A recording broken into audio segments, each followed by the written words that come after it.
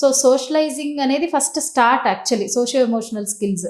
So ఎప్పుడైతే మనకి socio emotional skills develop అవ్వవో, ఏదైనా ప్రాబ్లం వస్తే ఎలా హ్యాండిల్ చేయాలి, ఆ ట్యాకిల్ చేయడం అనేటువంటిది లోపిస్తుంది. ఒక సిచ్యువేషన్ వచ్చింది, దాన్ని ఎలా ఎదుర్కొనగలగాలి అనేటువంటిది ఎప్పుడు వస్తుంది చెప్పండి? ఆ సిచ్యువేషన్ ఎదుర్కొన్నప్పుడు కదా.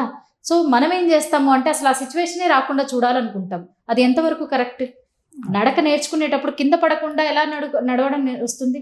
దెబ్బలు తగలకుండా, ఆడుకునేటప్పుడు దెబ్బలు తగలడం చాలా కామన్. అందుకని ఆట మానేస్తామా? కొన్ని స్కిల్స్ డెవలప్ అవ్వవు. సో ఇలా సోషలైజింగ్ అవ్వనివ్వరు. అది ఏమవుతుందంటే పెరిగి పెరిగి వాళ్ళు ఇంట్రోవర్ట్ అయిపోతారు. అంటే ఎక్స్ప్రెస్ చేయలేరు, నలుగురిలో మాట్లాడలేరు, అంటే స్టేజ్ ఫియర్ ఉంటుంది, వాళ్ళు ఏమైనా చెప్పాలనుకున్నది చెప్పలేరు. ఇది ఒక రకంగా అయితే, ఇంకొకటి ఏంటి అంటే అతి భయంకరమైనటువంటి నా మాటే వినాలి. ఇది చాలా పెద్ద తప్పు. అంటే కరెక్ట్ అయినా రాంగ్ అయినా మీరు చూడండి, నా మాటే శాసనం అన్నట్టుగా. అంటే వాళ్ళకి ఒక ఆలోచన ఉంటుంది, వాళ్ళు కొంత ఏజ్ వచ్చాక వాళ్ళకి ఒక ఐడియాలజీ ఉంటుంది.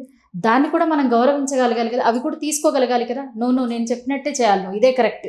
అది చాలా తప్పు ధోరణి. ఎందుకంటే 2 ఇండివిజువల్ మెంటాలిటీస్ ఉన్నప్పుడు 2 డిఫరెంట్ ఐడియాలజీస్ కూడా ఉంటాయి. వాళ్ళ ఐడియా ఏంటో తెలుసుకోగలగాలి కదా.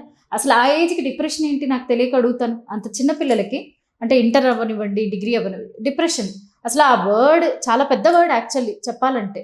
దేనికి డిప్రెస్ అవుతున్నారు? చిన్న చిన్న వాటికి. ఫ్రెండ్స్ ఏదో అన్నారనో, ఫ్రెండ్స్ మాట్లాడలేదనో, లేకపోతే ఎవరన్నా హేళన చేశారు, దాన్ని ఎదుర్కోవడం రాలేదు వీళ్ళకి. ఎందుకు రాలేదంటే నేర్పించలేదు మనము, సిచ్యువేషన్ ఫేస్ చేయనివ్వలేదు కదా. మనం ఎప్పుడన్నా చిన్నప్పుడు ఎవరన్నా ఎగతాళి చేస్తే నువ్వు ఇలా అనాలి నాన్న, నిన్ను ఎవరన్నా ఎగతాళి చేశారు, ఏమని ఎగతాళి చేశారు?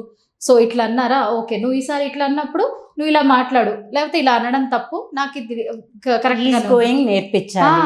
వాళ్ళకి అది నేర్పించగలగాలి. రెసిలియన్స్ అంటే పడిపోయిన మళ్ళీ లేచేటువంటి తత్వాన్ని మనం నేర్పించగలగాలి. రీసెంట్గా ఒక ఇన్సిడెంట్ చాలా బాధ కలిగించిందమ్మా.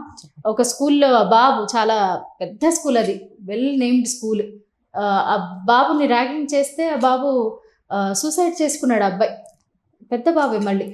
అది అసలు ఎంత మనసు చాలా బాధ అనిపించింది. ఇప్పట్లో అంటే స్కూల్కి కూడా వచ్చేసింది ఆ కల్చర్. ఆ బాబు ఇంటికి వచ్చి చాలాసార్లు చెప్పాడంట. మరి దాన్ని ఎలా హ్యాండిల్ చేయాలని, మరి తల్లిదండ్రి ప్రోత్సాహం కానీ, లేకపోతే ప్రోత్సాహం అని కూడా కాదు, వాళ్ళ తోడు, అంటే మేమున్నాం నాన్న, ఏంటి జరిగింది, అలా మాట్లాడగలగడం కానీ. సో అది ఎక్కడ లోపించింది? అది ఆ షేర్ చేసుకున్నప్పుడు ఆఫ్ కోర్స్ తల్లిదండ్రులు కొద్దిగా చెప్పగలుగుతారు.